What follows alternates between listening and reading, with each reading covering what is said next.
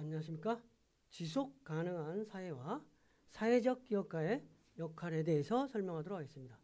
지속 가능한 사회와 어찌됐든 그 사회적 기업가의 역할에 대해서 설명하도록 하겠습니다. 그래서 첫 번째는 이제 지속 가능성에 대한 도전. 지속 가능성이라는 어떤 용어가 어떻게 나왔는가? 그래서 그러면서 지속 가능한 발전과 사회적 기업가 정신은 어떠한 관계가 있는가? 이런 것들을 설명하려고 그래요. 그래서 지속 가능성에 대한 개념과 어떤 유엔의 지속 가능성 발전 목표가 있다. 지속 가능성. 사실 지속 가능성이라는 부분은 80년대에 환경적인 맥락에서 처음 사용되는데 어쨌든 기업의 목표가 고 ing 계속 경영을 하는 거예요. 그게 지속 가능성하고도 일정 부분 관계는 있어요. 그렇지만 이제 지속 가능성이라고 하는 개념이 이렇게 어떤 그 사회 전반적으로 확대된 거는 1980년대에 환경적인 맥락에서 처음 사용됐다는 거죠. 그러니까 17세기부터 자연계를 지칭하는 용어로 사용된 자연경제라는 대체하는 용어로 지속 가능성 개념이 나타나는데 자연과 인간의 일체성에 대한 생각들을 담고 있으며 지구 행성의 관리자로서 인류의 역할을 보여주기 위해서 인간은 천연자원을 끝없이 착취할 수 있는 무한자본 원천으로 취급하고 있는데 이러한 부분에 있어서 이제 어떤 자원의 고갈 문제 이런 부분이 있으면서 지속 가능한 어떤 대안을 찾자 이런 개념으로 등장하게 된 게 이제 지속 가능성 개념이라고 할 수 있는 거죠. 그래서 지속 가능한 발전은 어찌됐든 로마 클럽에서 1차 보고서는 성장의 한계에서 처음 우리가 지속적으로 성장할 수 있는 게 아니고 자원의 고갈 이런 걸로 성장이 위기가 올 거다. 그래서 지속적인 성장을 위해서는 어떠한 것이 있느냐. 그래서 인구 문제, 기후 문제, 뭐 이런 문제들이 이제 타개하면서 지속적으로 어떻게 문제를 해결할 거냐 이런 거. 그래서 1987년 블룬틀란 위원회로 알려진 세계 그러니까 환경에서부터 이제 지속 가능한 경영에 나왔다고 그랬으니까 세계 환경개발위원회가 2000년도와 그 이후까지 계속 지속적으로 87년에 2000년도와 그 이후까지 지속 가능한 발전 달성을 위한 환경 전략에 초점을 두고 발표하면서 세상에 지속 가능성 경영. 그래서 요즘에는 이제 많은 기업들이 지속 가능성 보고서, 지속 가능 보고서 뭐 이런 것들을 많이 그 발표도 하고 연구 보고서도 지속 가능성 보고서도 매년 이렇게 제출하기도 하고 그래요. 그래서 지속 가능성 개념은 뭐냐? 지속 가능성은 뭐냐? 인간의 자신의 욕구를 충족할 수 있는 미래 세대의 능력을 훼손하지 않고, 미래를 훼손하지 않고 현 세대의 욕구를 그대로 충족하면서 후손에게 그대로 넘겨주는 걸 말하는 거죠. 좀 더 자세히 보면 현 세대의 욕구 충족을 보장하기 위한 지속 가능한 발전을 이룰 수 있는 능력을 가지고 있다. 인간은. 근데 지속 가능한 발전 개념은 한계와 절대적 한계를 의미하는 것이 아니라 현재의 기술 상태와 사회 조직이 환경 자원에서 부과하는 제한과 인간 활동의 영향을 흡수하는 생물권의 능력에 의해 부과되는 제한이다라는 거죠. 그래서 지속 가능성에 대한 정의는 뭐냐? 자신의 욕구를 충족시킬 수 있는 미래 세대의 능력을 훼손하지 않고 현 세대의 욕구 충족을 보장하는 것이다. 그러니까 미래 세대에 부담을 주지 않고 현재 우리가 계속 추구하는 거. 그리고 국민연금 같은 경우가 지금 만약에 어떤 고갈로 인해서 미래 세대의 부담으로 된다고 하잖아요. 그런 것들도 역시 어떤 지속 가능성적인 측면에서는 미래 세대가 지속적으로 국민연금을 탈 수 있도록 재원 확보를 해줘야 된다. 뭐 그런 차원에서 지금 연구도 되고 있는 거예요. 그런 것들과 같은 맥락이에요. 그래서 지속 가능성에 대한 정의는 자신의 욕구를 충족시킬 수 있는 미래 세대의 능력을 훼손하지 않고, 그러니까 미래 세대에 훼손하지 않고, 이게 중요한 거야. 미래 세대의 자선, 자원 이런 거를 훼손하지 않고, 미래 세대의 나쁜 거를 유산으로 물려주지 않고 현 세대의 욕구 충족을 보장하는 거, 이런 것이 지속 가능성이라는 거죠. 지속 가능성 개념이라는 게. 그래서 지구 서밋이라 불리는 1992년 리우데 자네이루에서 개최된 유엔 환경개발 회의의 핵심이 된 과제로서 지속 가능성이 핵심이 됐는데, 환경적으로 건강하고 지속 가능한 발전을 기본 원칙으로 리우 선언이 채택이 되어 환경관리 주제를 다루는 최초 국제 협약이 됐다는 거죠. 그래서 지구 서밋이라고 나 92년 리우에서 92년에 그래서 이때부터 좀 87년대부터 환경적인 부분에서 대두되기 시작해가지고 리우 선언이라고 하는 92년에 여기서 지속 가능. 근데 이제 요즘에는 지속 가능성이라는 어떤 그런 개념이 얘기하지 않으면은 거의 뭐 이야기가 안 되는 경영 화두에서 요즘에는 경영학의 화두가 어떤 사회적 경제를 떠나서 경영의 화두가 지속 가능한 경영, 이 부분이 아주 중요한 요인이 됐다는 거죠. 그래서 유엔 새천년 개발 목표와 지속 가능 발전 목표, 새천년 개발 목표와 지속 가능 목표 두 가지 요인에서 다 어쨌든 유엔 정상에서 지속 가능 발전 목표를 최종 확정했다는 거죠. 유엔에서. 그래서 지속 가능 목표를 2030년까지 이행할 17개 목표와 160개 세부 목표로 구성됐는데, 그 대표적인 게가 교육을 좀 골고루 보장을 한다는 거죠. 교육을 보장하는 거예요. 그러니까 선택된 사람만, 특별한 사람만 교육받는 게 아니라 교육에 공정하게 다 교육받을 수 있는 기회 평등을 준다는 거죠. 성평등, 그다음 빈곤 퇴치화, 이러한 건 아주 기본적인 의제들과 함께 이런 거는 기본으로 하고, 기후 변화라든지, 우리나라도 많이 지금 아열대에서 일기예보를 예측할 수 없을 정도로 막 기후가 너무 뭐 이렇게 예측이 불가능한 갑자기 소나기가 온다든지 이런 부분들이, 기후 변화라든지 식량, 국가 간의 불평등 완화 등 다양한 의제들을 설정했다. 그러니까 교육을, 성평등, 빈곤퇴치, 이거는 기본적인 문제고, 이거 이외에도 2030년까지 이행할 17개 목표와 169개 세부 목표로 이제 그런 부분을 확정했다는 거죠. 그래서 새천년 개발 목표와 지속 가능 목표인데, 2000년에 유엔 총회에서 새천년 선언을 채택하면서 새천년 개발 목표를 이렇게 수립했다는 거죠. 근데 정량적으로 8가지 목표가 있는데, 이 정량적인 목표는 조금 어떤 핵심적인 의제니까 이걸 한번 보자고요. 첫 번째, 아주 기본적인 빈곤과 기아를 퇴치하는 거야.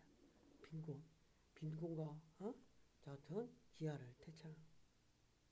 그 다음에 보편적인 의무교육 체계를 수립한다. 그 다음에 성평등 증진과 여성의 인권 신장, 여성의 인권 신장. 그 다음에 유아 사망의 감소. 유아들 뭐 우스갯소리로 이런 말 하는데, 우리나라도 옛날에 7명 평균 7명을 출산을 하면서 7명 막내 날 때쯤에 부모님이 막 돌아가신다는 거야. 그러면은 큰 형이 많이 막내를 보살핀다는 거지. 7명 낳고 나서 부모님이 돌아가시는 40대 막 부모님이 돌아가시는데 어린애들은 얼마나 많이. 지금은 이제 평균 수명이 80대가 넘어가고 있잖아요. 근데 이제 어찌든 그래도 유아 사망의 감소 세계적으로 다 동일한 선상에 우리나라 같은 선진국이니까 좀 다르지만 그 다음에 모자 보고한 증진 그 다음에 HIV, AIDS, 말라리아 등 질병을 퇴치한다든지 지속 가능한 환경을 보장, 개발을 위한 국제 협력. 그래서 가장 8가지의 정량적이면서 기본적인 목표를 수립한 거죠. 정량적이면서 기본 목표. 그래서 MDS와 MSG 이게 8개, 21, 17개 목표 160개 이게 조금 더 2016년부터 30년까지 달성해야 될 목표이기 때문에 이게 여기서 좀 진화된 거라고 할 수 있죠. 진화된 거. 진화된 거를 중심으로 한번 해보자고요. 환경적인 거. 모든 개도국과 선진국을 포함한 모든 국가에 보편적으로 적용한 어떤 지속 가능한 목표라는 거죠. 이 지속 가능한 목표는 어떤 것들을 담느냐? 환경 등 기후변화에 관한 사항 이외에 경제 발전 등을 고려하여 경제, 사회, 환경을 축으로 지속 가능 발전성을 고려한다. 근데 정부에서만 중심이 되는 게 아니라 정부와 시민사회, 민간, 모든 이해관계자가 함께 참여한다는 거죠. 그래서 지속 가능성이라고 하는 거는 지속 가능성 개념이라고 하는 거는 어떤 지속 가능 발전 목표를 어떤 2030년까지 달성할 목표를 수립한 건데 이거는 모든 국가에 해당되는 사항으로서 환경 등 기후변화에 관한 사항 이외에도 경제 발전 등을 고려하여 경제, 사회, 환경을 축으로 지속 가능 발전을 고려하면서 정부와 시민사회, 민간 등이 모든 이해관계자가 참여해서 하는 것이다. 그래서 지속 가능 발전의 세 차원은 뭐냐? 왜 지속 가능 발전이 대두하냐? 첫 번째, 인구 통계학적으로 인구가 이제 많이 증가된다는 거죠. 첫 번째, 인구 통계학적인 요소. 지속 발전을 저지하는 어떤 세 가지 차원인데 첫 번째, 인구 통계학적 변화가 요즘 세상에 많이 돼 있어요. 응? 사람들이 현재 세대와 미래 세대를 지속시키는 지구의 능력에 영향을 미치는 주요 원이다. 사람들은. 응? 청동기부터 1500년경까지는 인구 변동은 그렇게 많지 않았다는 거죠. 근데 1500년에는 인구가 5억 명이었는데 2050년대는 90억 명이 산다. 5억 명이 살다가 90억 명이 사니까 인구가 많아지니까 지구가 얼마나 많은 사람을 케어해야 되느냐. 존속해야 되느냐. 이런 의미가 되는 거죠. 그래서 18세기 말 인간의 생명을 유지할 수 있는 지구의 능력은 제한되어 있다는 잘 알고 있었고 이를 예견했다. 인구가 무한대로 증가하면 지구에서 수용할 수 있는 인구의 범위를 넘어간다는 거죠. 그래서 공급과 수요 법칙에 반하여 더 싼 가격과 더 큰 물질적 행복을 추구하는 기간 동안 인구와 자원 창치 증가가 이루어졌다는 거죠. 그거에 반해서 또 인구의 5분의 1은 하루에 미화 $1 미만으로 살아가는 극빈층이 또 존재하는 거예요. 인구도 많은 것도 문제지만 너무 또 가난한 사람도 있다. 중국에는 극빈층이 2,800만 명. 사하라 지역 아래에 있는 저 같은 데는 GDP의 70% 정도 하락했다는 거예요. 그 다음에 이제 인구 통계학적인 요소 이외에 생태계 변화, 기후 변화가 있는데 먼저 또 생태계 변화를 보자. 지속 발전 가능성이 나오게 된 인구 통계, 인구가 많이 늘어간다는 거죠. 인구가 많이 늘어. 그다음에 생태계가 많이 변화. 온실가스 인구가 많으니까 온실가스 배출량이 막 확대돼. 그다음에 지표 및 지표수의 자원의 과다 사용. 야생어류의 극심한 포획과 멸종이 돼요. 생태계. 야생어류의 극심한 포획. 어떤 걸 또 멸종되고. 그래서 생태계가 선순환이 안 된다는 거죠.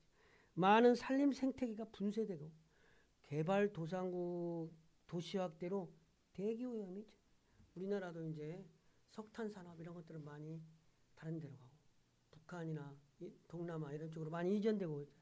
그래서 어찌됐든 개발도상국가로 대기오염이 증가돼. 그다음에 서식지 파괴 및 침입종과 관련된 생물 다양성에 대한 지속적인 위협. 유화 및 자연환경에서 독성 화학물질의 축적.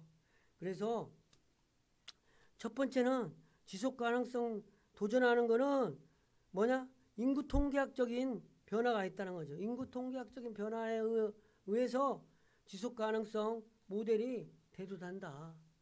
인구 통계학적인 모델.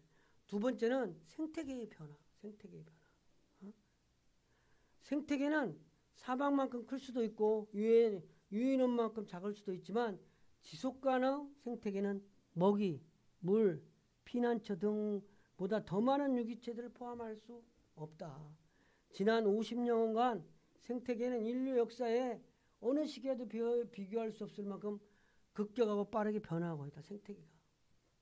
그래서 식품, 깨끗한 물, 목재, 섬유, 수요 충족이 급증하고 인간 복지와 경제 발전에 기여를 했다. 우리나라도 경제 발전은 단군 이래 제대로 발전했다고 그러잖아요. 그리고 우리가 감히 물을 사 먹으리라고 생각을 20년 전, 30년 전에 안 했잖아요. 근데 지금 많은 사람들이 다 물을 사 먹고 있잖아.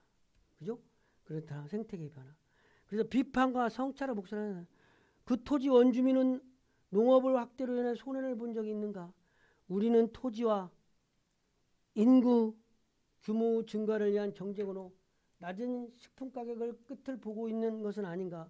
부유한 국가들을 위한 식생활 수요는 가난한 사람들을 영양실조에 더 취약하게 만들 것인가? 그래서 밀레니엄 생태계 평가는 인간 활동은 미래 세대를 유지할 수 있는 능력을 더 이상 당연하게 여길 수 없을 정도로 지구의 천연 자원을 고갈시키고 있다고 결론 지었다.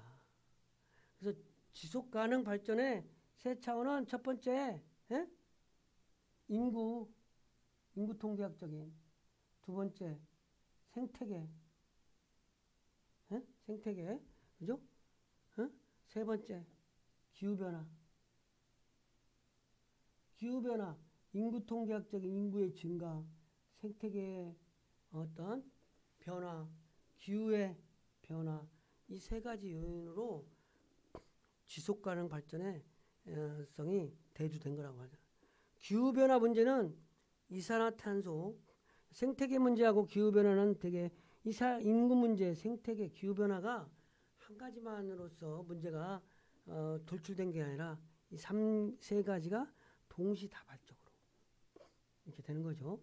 근데 기후 문제는 이산화탄소 배출 증가가 원인이며 지구 온난화 현상으로 설명될 수 있다. 우리나라도 아열대 기후로 전환을 했다. 그래서 지구 온난화는 19세기 후반부터 시작된 전 세계적인 바다와 지표 부근 공기의 기온 상승을 의미한다. 인간의 활동은 의미 있는 방법으로 온실가스에 영향을 미칠 수 있다.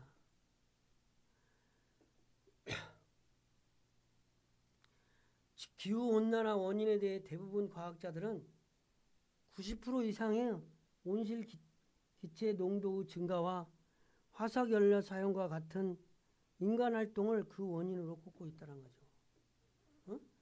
기후온난화 원인에 대해서 대부분의 과학자들은 90% 이상의 온실 기체 농도의 증가와 화석연료 사용과 같은 인간 활동을 그 원인으로 꼽고 있다. 어? 기후변화라는 것은. 그죠? 그래서 기후변화는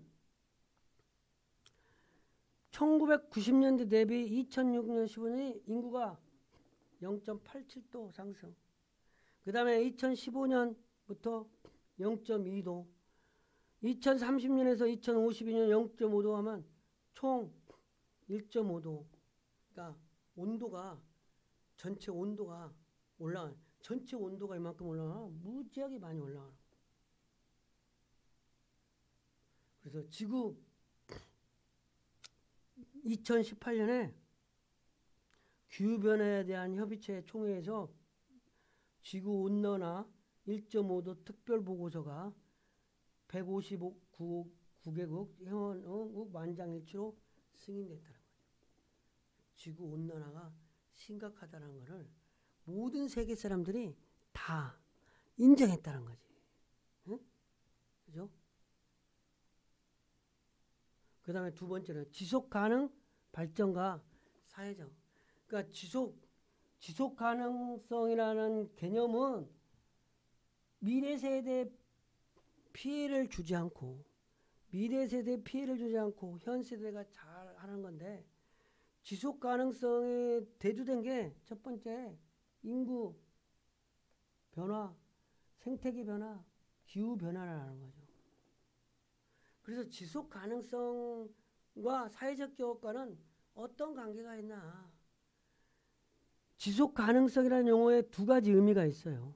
지속 가능한 비즈니스 모델을 한다는 것 의미와 지속 가능성을 이루기 위해서는 사회적 노력의 복원력과 그 효과가 있다.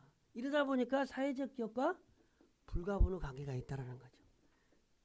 사회적 기업과 관계가 있다는 거죠. 지속 가능성 문제를 해결하려면 혼자서 해결할 수 없고 사회적 문제로 연대해서 해결해야 되는 거죠. 그래서 지속 가능성이라는 용어는 두 가지 의미가 있어. 지속 가능한 비즈니스 모델을 유지해야 된다는 의미가 있고, 사회적 노력으로 혼자의가 아니라 사회적 공감대와 연대의 노력으로 복원력과 그 효과를 달성해야 지속 가능성이 이루어진다, 이런 거죠. 그래서 사회적 목적대로 균형을 유지하는 소셜 비즈니스 사례로 아동 노동이 투입되지 않는 상품을 만드는 아시아에 본사를 둔 카펫 회사인 굿에이브가 있고, 아시아에서 약 7,800만 명의 아동 노동이 이루어져 있다고 한다.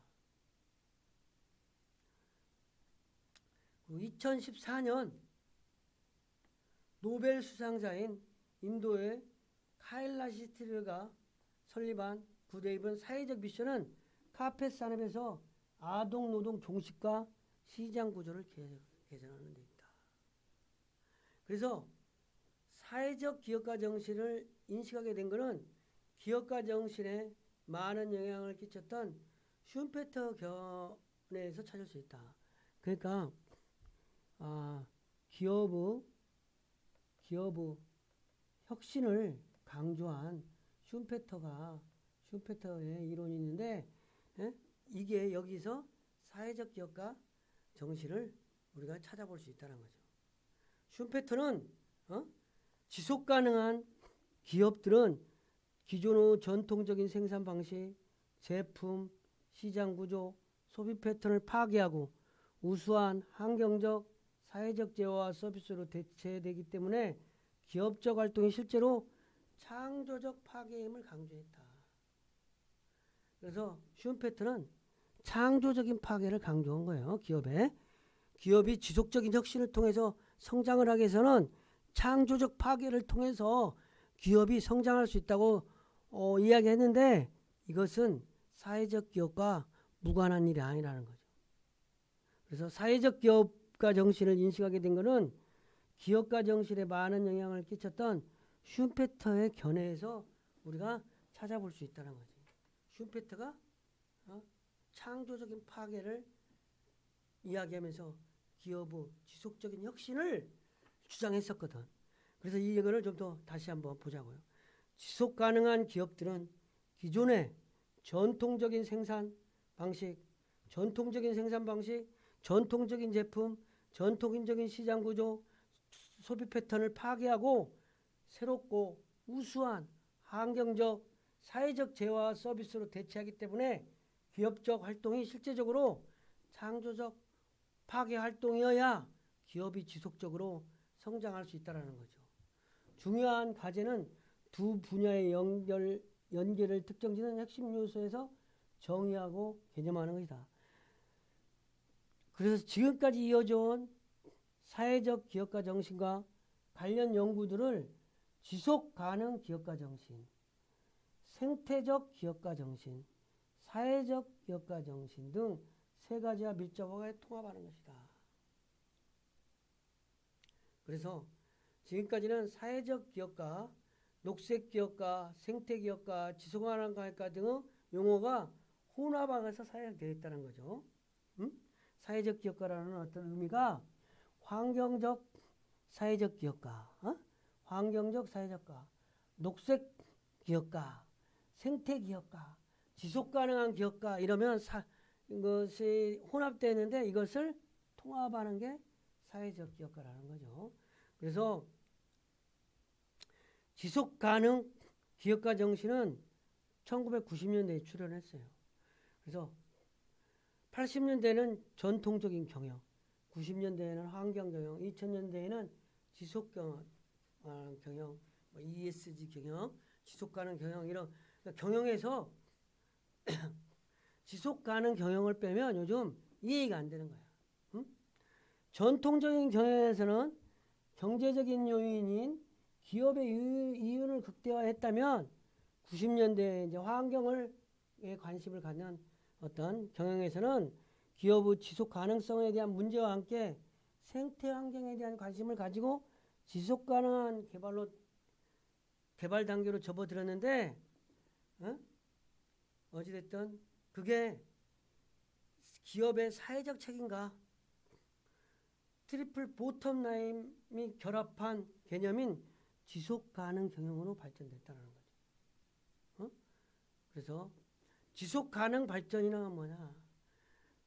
지속 발전과 지속 가능 사회적 기업가 또 같은 맥락인데 지속 가능 기업가 정신을 시장 실패만큼이나 많은 유형의 지속 가능한 기업가 정신을 제시했다. 기업의 지속 가능을 위해서는 경제적 가치 창출이라는 기업 본래의 존재 목적에서 더 나아가 창출과 분배의 총체적 이해가 필요하다. 그래서 기업 활동의 결과는 부가가치 창출로 나타난다는 거죠. 기업이 창출한 부가가치는 기업만이 아닌 기업의 이해관계자들과 함께 분배되어야 하고 사회적 기업은 이러한 기업의 지속 가능성을 태생적으로 가졌다는 거죠. 그래서 다시 한번 정리를 한번 하겠습니다. 그래서 지속 가능한 사회와 사회적 기업가의 역할을 좀 우리가 정리하면 지속 가능성에 대한 도전, 그다음에 지속 가능 발전과 사회적 기업가 정신은 지속 가능성 발전과 사회적 기업가는 떼놓을 수 없는데 먼저 지속 가능성에 대한 도전, 먼저 지속 가능에 대한 개념이 뭐냐? 지속 가능성에 대한 정의는 뭐냐? 자신의 욕구를 충족시킬 수 있는 미래 세대의 능력을 훼손하지 않고 현 세대의 욕구 충족을 보장하는 것이 지속 가능성이라는 거죠. 지속 가능성이라는 거예요. 지속 가능성에 대한 8가지의 정량적인 목표는 뭐냐? 지속 가능. 극심한 빈곤과 기아의 퇴치 문제, 보편적인 초등교육 체계를 수립하는 문제, 성평등 증진과 여성인권을 신장하는 문제, 유아 사망을 감소하는 문제, 무자부권을 증진하는 문제, 지속가능한 환경보장, 질병퇴치, 개발을 위한 국제협력 이런 것들이라는 거죠. 그래가지고 지속가능 발전을 해야 된다는 거가 대두적인 게 첫 번째는 인구 통계학적인 변화. 인구가 90억 명에 달하는 거예요. 5천년, 2050년에는. 그 다음에 생태계가 변화, 생태계가 변화. 그 다음에 기후 변화, 이런 거에 의해서 지속 가능성이 이루어진다는 거죠.